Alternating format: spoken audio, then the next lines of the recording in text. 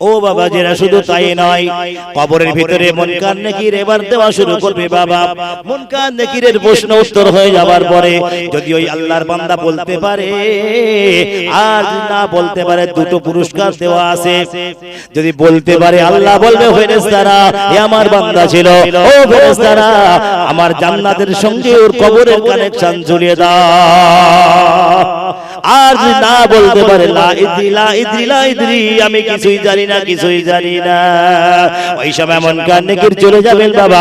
এবার গজবের ফেরেশতা হাজির হয়ে যাবে কবরে, আর এসে বলবে হে আল্লাহর বান্দা, দুনিয়ার জমিনে অনেক অন্যায় তুই করেছিলি, তোর ক্ষমতা দেখিয়েছিলি দুনিয়ার জমিনে, কিন্তু সমস্ত ক্ষমতার মালিক হচ্ছে আমার আল্লাহ। সমস্ত ক্ষমতা দুনিয়ায় দেখিয়েছিলি, কিন্তু ক্ষমতা দেখিয়ে কোনো কাজ হয়নি হয়নি হয়নি। আমার আল্লাহ বলে না না, যারা দুনিয়ার জমিনে ক্ষমতাটা দেখিয়ে দিল বাবা, আমার আল্লাহ বলে আমার বান্দারা তোমরা সবর করো, ইন্নাল্লাহা মা'আস সাবিরিন, তোমরা সবর করো, একটু অপেক্ষা করো, দেখতে পাবে মজা। কারে বলে ঠেলা, দেখতে পাবে, দাঁড়াও দাঁড়িয়ে যাও। শুধু তাই না, এখান থেকে নিয়ে শুরু করে কবর থেকে নিয়ে এবার হাসর মিজান সব জায়গায় লাঞ্ছিত বঞ্চিত অপমানিত হচ্ছে, ওর আমল নামায় কিছু নেই, সব খালি আমল, সব খালি, কিছু আমল নেই। তাহলে ও মার খাবে না। ওই সময় গিয়ে আল্লাহ বলবে যদি আজকে তোমরা কোনো সাহায্যকারী পাও, আমি ছাড়া তোমাদের কোনো সাহায্যকারী থাকে, যেমন দুনিয়ায় তোমরা তোমাদের ছিল সাহায্যকারী, তাদেরকে ডাকো। দুনিয়ায় তোমাদের যে সাহায্যকারী ছিল তাদেরকে ডাকো।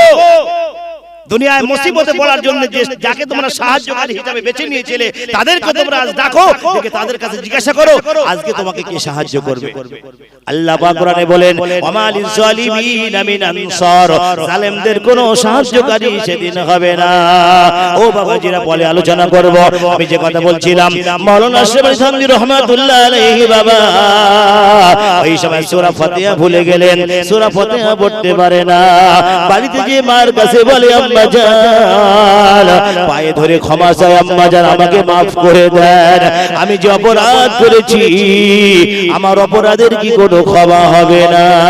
ও বাবাজিরা ওই সময় ভারতবাসীর বিখ্যাত আলেম মাওলানা আশরাফ আলী থানভী রাহমাতুল্লাহ আলাইহি মায়ের পা ধরে হাউ হাউ করে কাঁদে। ভাই মায়ের পা ধরে কাঁদতেছে কেন, কে কাঁদছে?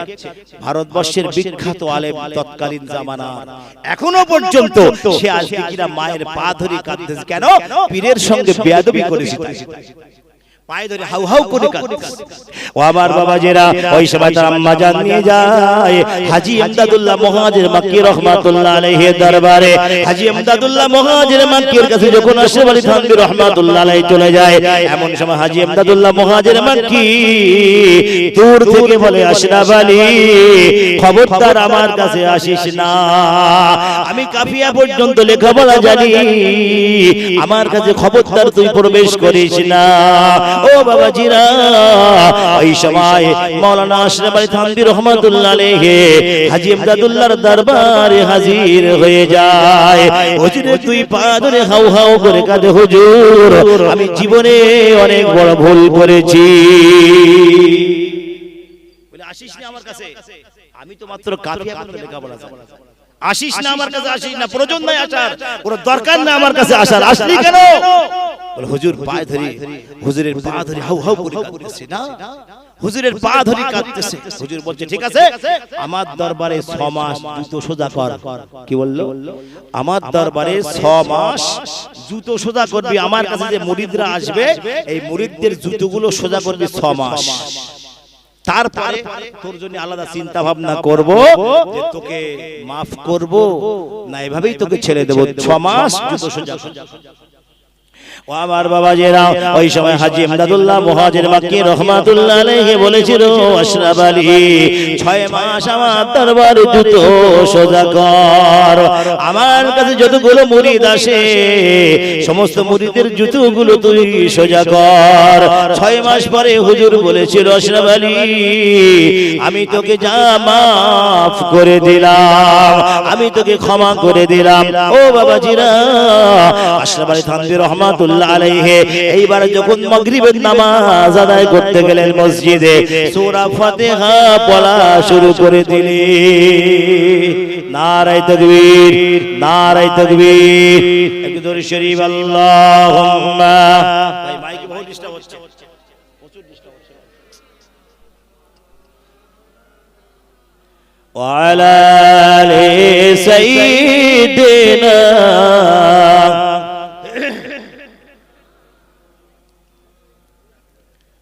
একজন ওলির সঙ্গে বেয়াদবি করার সাজা কি? ছোট্ট উদাহরণ বললাম, ছোট্ট উদাহরণ, বুঝতে পেরেছেন? এবার আর একটা উদাহরণ বলবো। বাংলাদেশে ওনার বাড়ি হচ্ছে ইয়ামানে, ইয়ামান দেশে, কিন্তু উনি বাংলাদেশের জমিনে শুয়ে আছেন। ইসলাম প্রচারের জন্য, দ্বীন প্রচারের জন্য এসেছিলেন। আচ্ছা, ফুরফুরায় যারা গেছেন আপনারা 4 শহীদের মাজার দেখেছেন, 4 শহীদ জিয়ারত করেছেন, এনাদের বাড়ি কোথায় জানেন? এরা কিন্তু ফুরফুরার লোক না, ইয়ামান। ইয়ামান ফুরফুরার প্রতিষ্ঠাতা কে ছিলেন? হোসেন আহমদ বুখারী। ওই বেলতলায় শুয়ে আছে, লম্বা কবর, দেখেছেন তো? লম্বা কবর। এনারা, উনিও এই এলাকার লোক না, ফুরফুরার লোক না, ইয়ামানের লোক। ইয়ামান।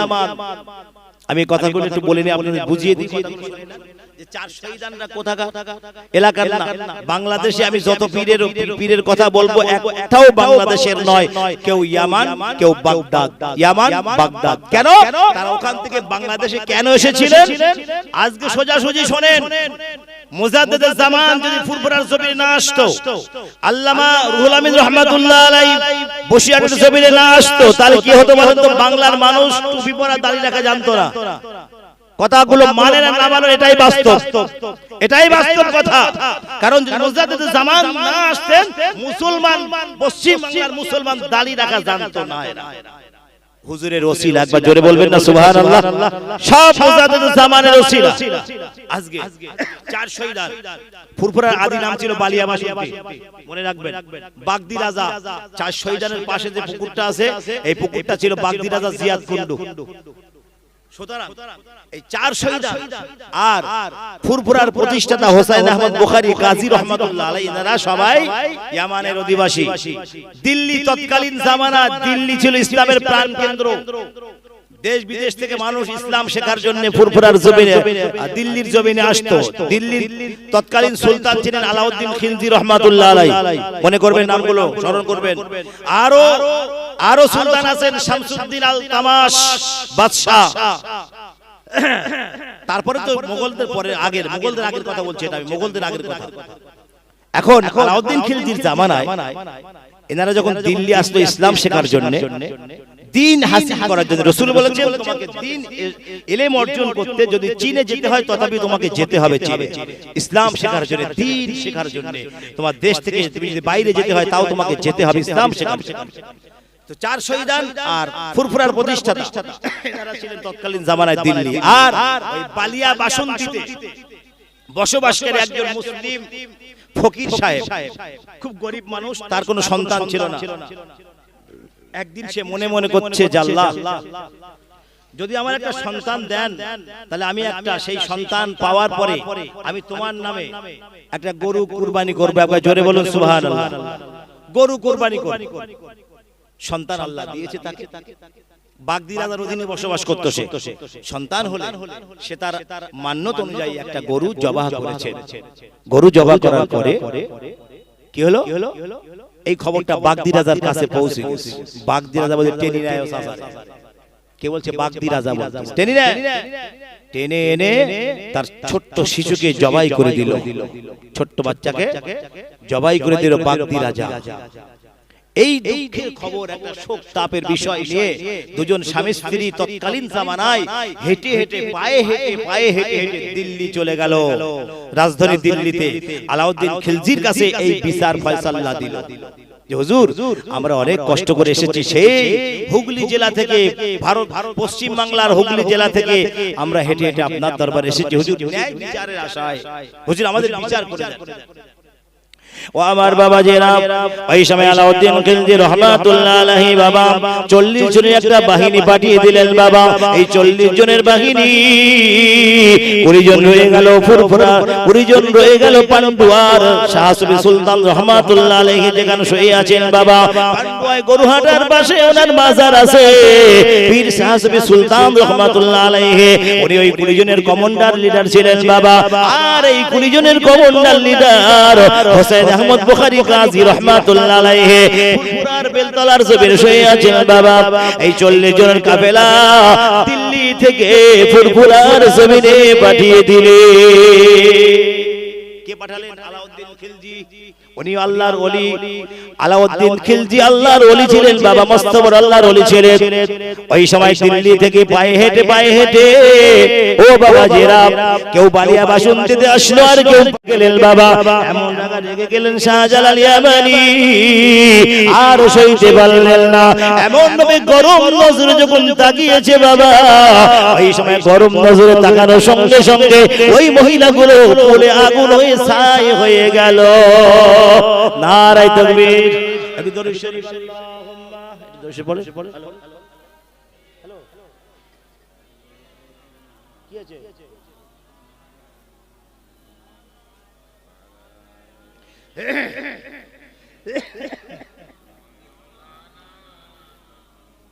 ও আমার বাবা জেরা, ওই সময় বাবা বাদশাহ গোবিন্দর সব শেষ হয়ে গেল বাবা। বিল্ডিং বালাকারা শেষ হয়ে গেল, রাজত্ব চলে গেল, গোবিন্দ ফকির হয়ে গেল। এইবার আমার আল্লাহর ওলি শাহজালাল ইয়ামানি রহমাতুল্লাহ আলাইহি বাবা বাংলাদেশের জমিনে দ্বীনের দাওয়াত শুরু করলেন, দ্বীনের দাওয়াত শুরু করে দিলেন। এমন সময় নাসিরউদ্দিন সিপাহসালা বাবা, ওই জায়গায় মসজিদের পাশে তার কবর আছে।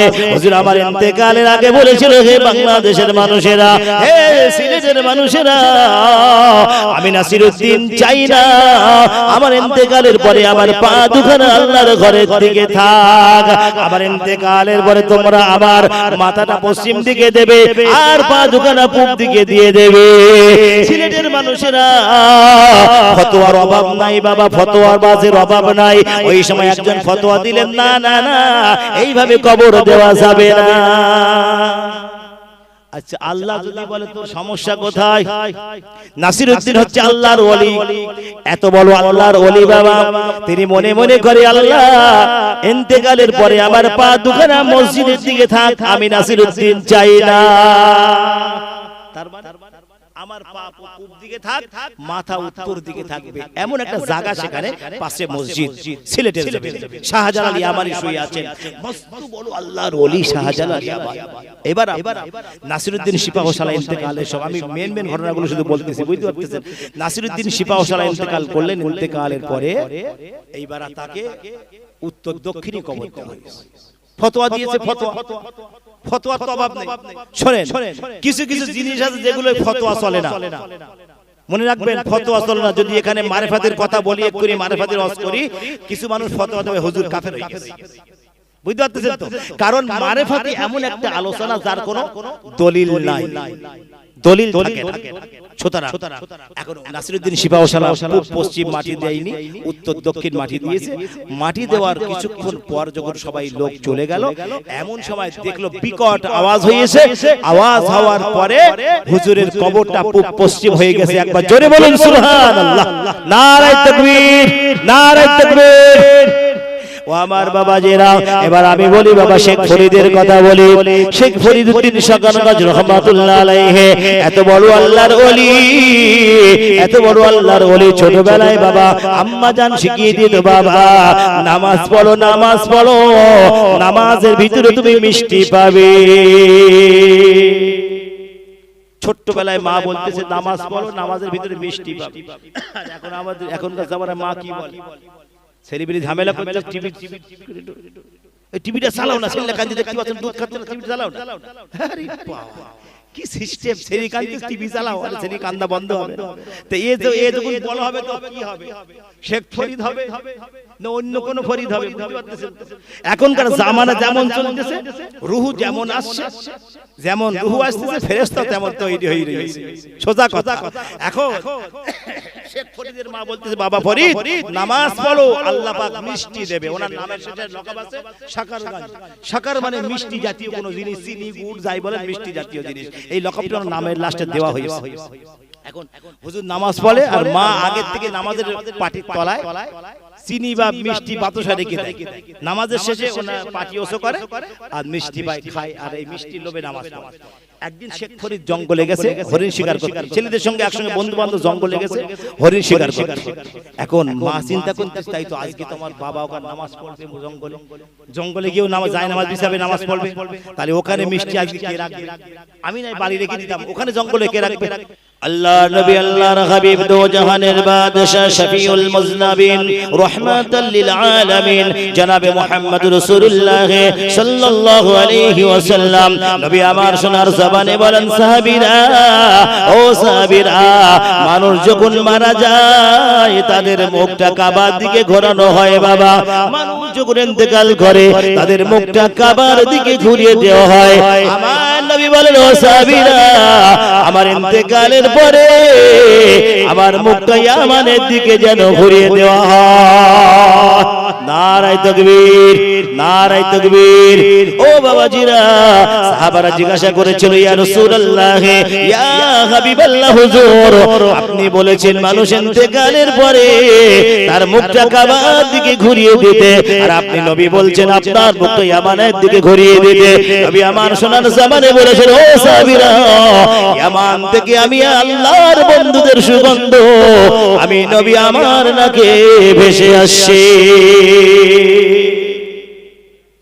ওলিদের ব্যাপারে আল্লাহ সম্পূর্ণ আলাদা সিদ্ধান্ত, এবং আল্লাহ বলতেছে ওলি আউলিয়ারাই হচ্ছে আমার, ওলি আউলিয়ারা হচ্ছে আল্লাহর বন্ধু, আমার নবীর বন্ধু। জোরে বলুন সুবহানাল্লাহ। নবী বলছেন সাহাবীরা তোমরা কি আমার বন্ধুদের দেখেছো? সাহাবীরা বলছে হুজুর আমরাই তো আপনার বন্ধু। বলছে না, তোমরা আমার সাহাবী, আমার বন্ধু, আল্লাহর বন্ধু। সুতরাং আজকে সেই বন্ধুদের কথাই আলোচনা করব, কাদের দুনিয়ায় টেনশন নাই আর কাদের পরকালে টেনশন নাই, এবং এদের সঙ্গে যারা বিয়াদবি করেছে, এদের সঙ্গে ওলি আউলিয়াদের সঙ্গে যারা বিয়াদবি করেছে, দুশমনি করেছে, আল্লাহ পাক তাদের ব্যাপারে কি সিদ্ধান্ত নিয়েছেন, তাদের ব্যাপারে আল্লাহ কি সিদ্ধান্ত নিয়েছেন সেটাও ইনশাআল্লাহ আলোচনা করব। আমি প্রথমে একটা আলোচনা করব। আপনারা যারা বয়স্ক মুরব্বী যদি সে বইটা পড়ে থাকেন বুঝতে পারবেন, বসিরহাট আল্লামা হুজুরের হাতের লেখা একটা বই আছে, বইটার নাম হচ্ছে আমিনিয়া ইসালে সওয়াব। আপনারা কি 17, 18, 19 গিয়েছিলেন বসিরহাটে? কেউ গিয়েছিলেন? আমিনিয়া ইসালে সওয়াব একটা বই আছে, হুজুর 114 খানা কিতাব লিখেছেন। 114 খানার ভিতরে এই বইটাও স্থান আছে, ওর ভিতরে আমিনিয়া ইসালে সওয়াব বইটার নাম। যদি কোনোদিন পান কিনে নেবেন, ঘটনা পড়ে নেবেন। এই বইটা লেখা আছে বসিরহাট হুজুরের আল্লামা দোস্ত, জিগরি দোস্ত ছিলেন মাওলানা আশরাফ আলী থানভী রাহমাতুল্লাহ আলাইহি, যিনি তাফসীরের কিতাব লিখেছেন, বিভিন্ন কিতাব লিখেছেন, বেহেশতি জওয়ার লিখেছেন, অসংখ্য কিতাব লিখেছেন। বসিরহাট হুজুরের জিগরি দোস্ত, একদম খাস বন্ধু ছিল। তিনি এই বসিরহাট আমিনিয়া মাদ্রাসার প্রথম ফিজ স্থাপনকারী মাওলানা আশরাফ আলী থানভী রাহমাতুল্লাহ। জোরে বলুন সুবহানাল্লাহ। ওনার জীবনের পীরেদের সঙ্গে বিয়াদবি করার সাজা কি একবার ভালো করে শুনবেন, তারপর আমি আলোচনায় যাব।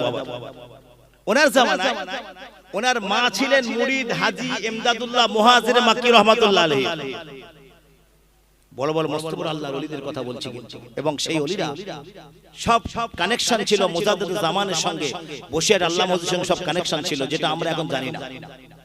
এই কানেকশন এখন হাজী ইমদাদুল্লাহ মুহাজির মাক্কি কমপ্লিট আলেম নয়, মাওলানা নয়, উনি কাফিয়া পর্যন্ত লেখাপড়া জানতেন। কাফিয়া যারা মাওলানা পড়াশোনা করেন, খারিজি বিভাগে পড়াশোনা করেন, তারা কাফিয়া বিভাগটা বুঝবেন। কাফিয়া সরজামি বুঝতে পারছেন, জালালাইন শরীফ ইত্যাদি যথারীতি। তো আশরাফ আলী থানভী রাহমাতুল্লাহ আলাইহি তৎকালীন ভারতবর্ষের বিখ্যাত আলেম ছিলেন। তার মা কার মুরিদ? হাজী ইমদাদুল্লাহ মুহাজির মাক্কি রাহমাতুল্লাহ আলাইহির মুরিদ। একদিন বলছে, মা তুমি এমন একজনের হাতে বায়াত হইছো, এমন একটা পীর ধরেছো যে পীর তোমার কাফিয়া বন্ধ লেখাপড়া জানে, কমপ্লিট মাওলানা না। কে বলছে? ভারতবর্ষের তৎকালীন জামানার সবচেয়ে বিখ্যাত আলেম মাওলানা আশরাফ আলী থানভী রাহমাতুল্লাহ তার মাকে বলছে। এই কথাটা বলার পরে মার মনে একটু ব্যথা লাগে। যদিও আমি সেই পীরের বায়াত, তার হাতে আমি বায়াত গ্রহণ করেছি, আর তুই আমার পীরের সঙ্গে পীরের সামনে এরকম একটা বেয়াদবি করলি, এরকম বেয়াদবিপূর্ণ কথা বললি, তো মা মনে মনে ব্যথা পেয়েছে কথাটা শুনে। ও আমার বাবাজিরা, আল্লাহর ওলি হাজী ইমদাদুল্লাহ মুহাজির মক্কি রাহমাতুল্লাহ আলাইহির কাছে তার আম্মা জান যখন চলে গেলেন, বাবা পীরের দরবারে গেলেন। ওই পীরের দরবারে যে এই কথাগুলো যখন তাকে খুলে বললেন, বাবা হাজী ইমদাদুল্লাহ মুহাজির মক্কি মনে মনে বদদুয়া করে দিয়েছেন, মন থেকে বদদুয়া বেরিয়ে গিয়েছে। বাবা এমন সময় হিন্দুস্তানের বিখ্যাত আলেম মাওলানা আশরাফ আলী থানভী রাহমাতুল্লাহ আলাইহি বাবা মসজিদে নামাজ পড়াতে যান। মসজিদে নামাজ পড়াতে সূরা ফাতিহা ভুলে গেছে। যে ব্যক্তি সূরা ফাতিহা ভুলে যায়, বাবা যে ইমাম সূরা ফাতিহা পড়তে পারে না, যে ইমাম সূরা ফাতিহা ভুলে যায়, এই রকম ইমামের পিছনে কি মুক্তাদি নামাজ আদায় করবে? নামাজ পড়বে ইমাম সাহেব যদি সূরা ফাতিহাই না পড়তে পারে, ইমাম কোথাকার? হ্যাঁ, কোথাতে পাস করে এসেছো তুমি? সূরা ফাতিহা পড়তে পারো না, তুমি ইমামতি করতে এসেছো? কে? তৎকালীন জামানার সবচেয়ে বিখ্যাত আলেম মাওলানা আশরাফ আলী থানভী রাহমাতুল্লাহ আলাইহি সূরা ফাতিহা পড়তে। কেন? পীরের বদদুয়া, পীরের বদদুয়া লেগেছে, পীরের বদদুয়া লাগায় তিনি তার নামাজের ভিতরে প্রথমে সূরা ফাতিহা তিনি পড়তে পারলেন না, বারবার রিভাইজ করছেন, পারছেন না, পিছন থেকে লোকমা দিচ্ছেন, তাও পারতেছেন না। কেন? তিনি একজন মানুষের মনে আঘাত দিয়েছে। ভালো করে কথা বুঝবেন, কথাগুলো ভালো করে বোঝার আছে কিন্তু। আঘাত দিয়েছে মুসলমান, আল্লাহর ওলিদের সঙ্গে বেয়াদবি, এই বেয়াদবি আল্লাহ সইবে না, আল্লাহ সইবে না। খবরদার, হুঁশিয়ার হয়ে যান মুসলমান, আল্লাহর ওলিদের সঙ্গে বেয়াদবি নয়। যদিও তোমাকে মেরে ফেলে দেওয়া হোক, যদিও তোমাকে হত্যা করা হোক, তুমি ওলি আউলিয়াদের সঙ্গে বেয়াদবি করো না। আমি আগে আরো অনেক কথা আছে বলবো ইনশাআল্লাহ, অনেক ওলি আউলিয়াদের কথা আলোচনা করব। ওলিদের সঙ্গে বেয়াদবিপূর্ণ কথা কোনোদিন বলবে না। আজকে আমরা সামান্য জিনিস, আমরা আজকে কোথায় আছি? আমরা সেগুলো একবার ফলো করি না, আমরা সেগুলো ভাবি না, এগুলো ব্যাপারই মনে করি না। কিন্তু না, ভুলে যাবেন না, এই দুনিয়াটা শেষ নয়, যেখানেই সব শেষ হয়ে গেল, মরে গেলাম, পচে গেলাম, গলে গেলাম, হয়ে গেল, মিটে গেল না। আপনার ওখানে যেও তো জবাব দিতে হবে। কোথায়? কবরে। কবরে সেই চিন্তাটা মাথায় খাটাবেন, যে জায়গায় গিয়ে কৈফিয়ত দেওয়া লাগবে আল্লাহর কাছে, যে কি করেছিস আর কি না করেছিস বল, সব কথাগুলো লেখ, বল, সব কথাগুলো বল, আজকে খুলে বল দুনিয়ার জমিনে যা কিছু করেছিস। আচ্ছা বলছি, একটুখানি বলি। কবরে যাবার পরে মুনকার নেকির আসার আগে একটা ফেরেশতা আছে, আপনারা শুনেছেন, যার নাম রুমান নামক ফেরেশতা, শুনেছেন? ইমাম গাজ্জালী রাহমাতুল্লাহ লিখেছেন তার কিতাব দাকায়েকুল আকবার, দাকায়েকুল আকবার ইমাম গাজ্জালী লিখেছেন, মুনকার নেকির আসার পূর্বে একজন ফেরেশতা প্রবেশ করে, যার নাম রুমান নামক ফেরেশতা। এই ফেরেশতা এসে কি করে? মারে ধরে না, মারে ধরে না। এই ফেরেশতা এসে বলে, এই আল্লাহর বান্দা ওঠ আর লেখ। কি লেখ? যা দুনিয়ার জমিনে তুই করেছিলি লেখ, দুনিয়ার জমিনে যা করেছিলি সবটাই লেখ। ও আমার বাবাজিরা, ওই সময় আল্লাহর বান্দা বলবে, হে আল্লাহর ফেরেশতা, আমার কাছে কলম নাই, আমার কাছে কালি নাই, আমার কাছে কাগজ নাই, যা দিয়ে আমি লিখতে পারি। ওই সময় আল্লাহর ফেরেশতা বলবে, হে আল্লাহর বান্দা, তোর হাতের আঙ্গুলকে কলম বানিয়ে নে, আর তোর কাপড়ের কাপড়কে কাগজ বানিয়ে নে, আর গালের থুতুকে তুই কালি বানিয়ে নে। দুনিয়ার জমিনে যা কিছু করেছিলি সব কথাটাই আজ লিখে দে।